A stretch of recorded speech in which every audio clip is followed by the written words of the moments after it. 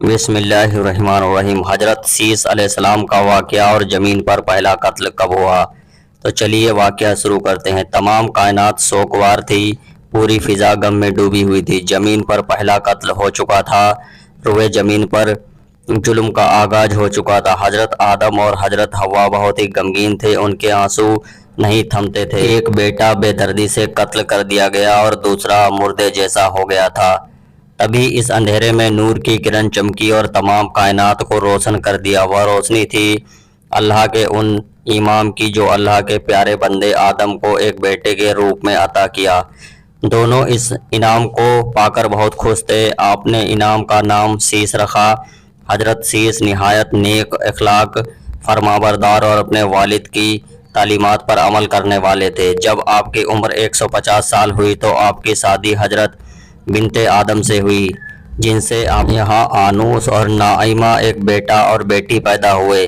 اس کے بعد آپ 500 سال اور زندہ رہے اور آپ کے یہاں بہت سی اولادیں پیدا ہوئیں۔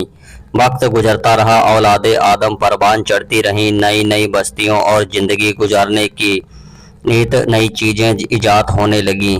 اولاد آدم دو حصوں میں تقسیم ہو گئی، جس میں ایک طرف سیس کی اولاد تھی اور دوسری طرف قابیل کی۔ حضرت سیس کی اولاد احکام خداوندی کے مطابق زندگی بسر کر رہے تھے اور دوسری طرف قابیل کی اولاد میں تمام برائیوں کی شروعات ہو رہی تھی۔ شیطان اپنی کامیابی کا جشن منا رہا تھا، نسل آدم کا امتحان شروع ہو چکا تھا۔ سیس کی اولاد پہاڑوں پر اور قابیل کی اولاد میدانی علاقوں میں آباد ہو گئے۔ وقت اپنی منزل طے کرتا رہا، یہاں تک کہ حضرت آدم کا اللہ کی طرف سے جانے کا وقت آ پہنچا۔ جب حضرت آدم کی وفات کا وقت قریب آیا تو آپ نے اپنے بیٹے سیس کو بلایا اور اپنا وصیت نامہ لکھوایا۔ ساتھ ہی آپ کو بہت سی باتیں بتائیں، عہد کا پیغامہ لیے، دن رات کے اوقات سکھائے۔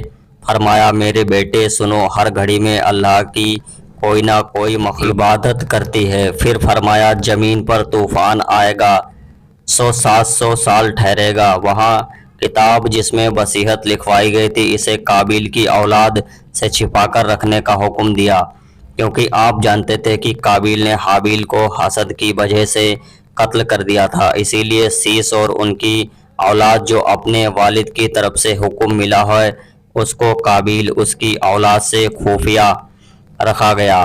حضرت سیس علیہ السلام اپنے والد کے جانشین بنے۔